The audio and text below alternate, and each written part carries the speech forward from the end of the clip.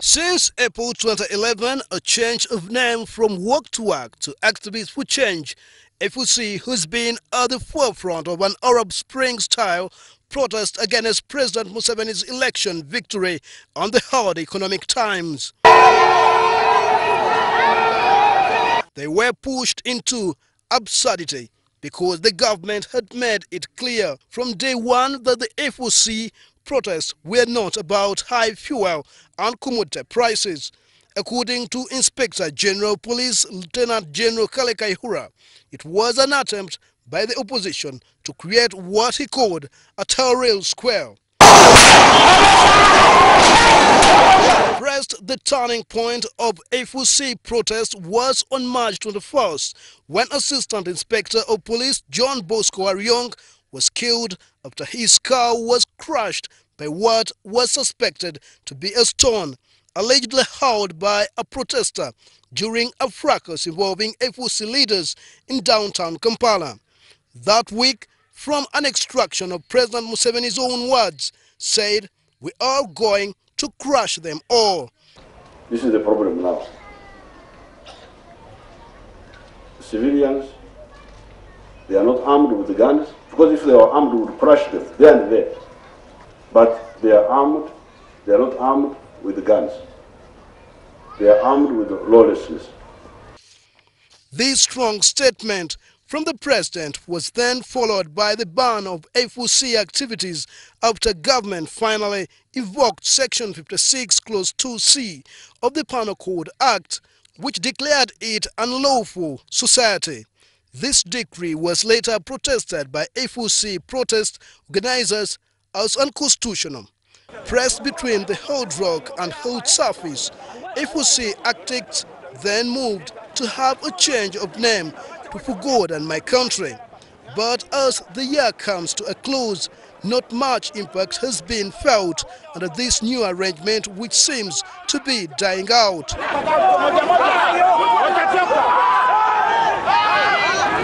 One of the reasons why we changed from the original Walk to Work that was ridden with a lot of trouble, including death, to this kind of rallies is that we wanted to raise the national momentum.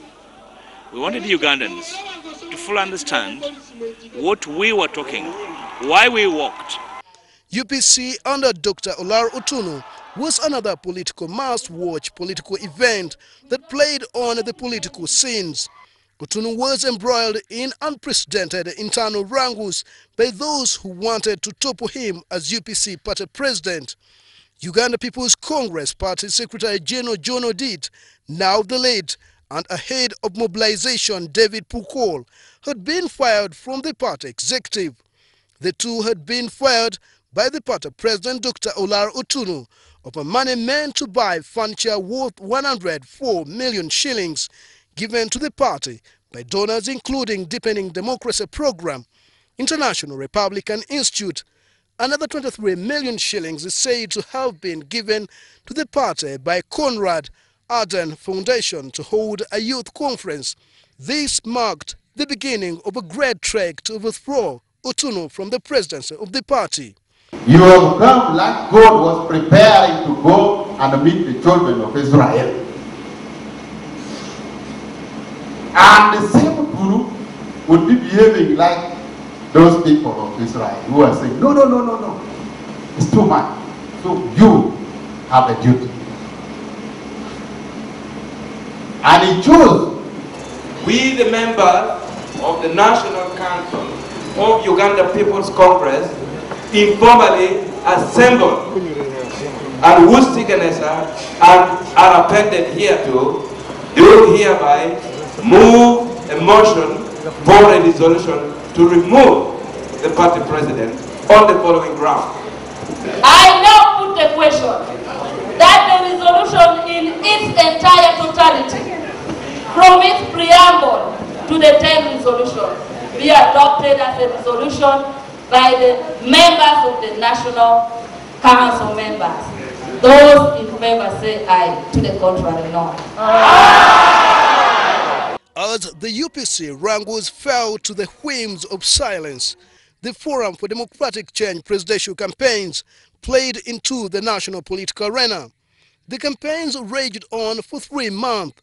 Nathan Nandala Mafabi, General Gregory Mugisha Muntu, and Geoffrey Kanya, all candidates to the FDC presidential bid, were traversing the country, canvassing for votes from party delegates. We have seen system, institutions are down. This country needs somebody determined to move this country to the next level by building systems to operate, not a matter of words and singing.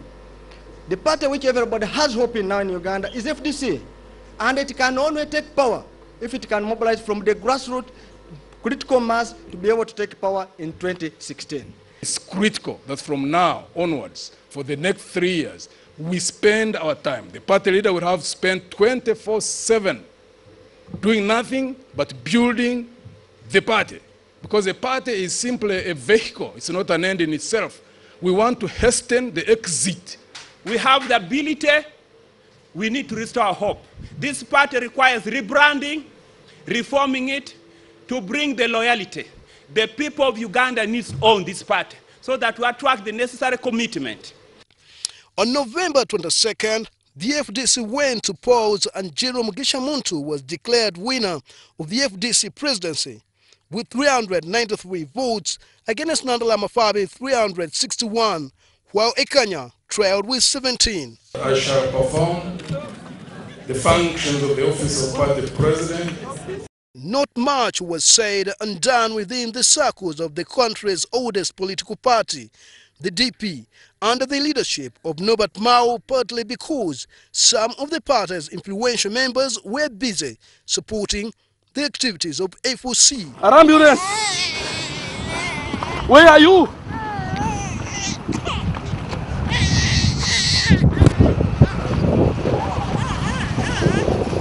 And this is how the year ends for opposition party activities.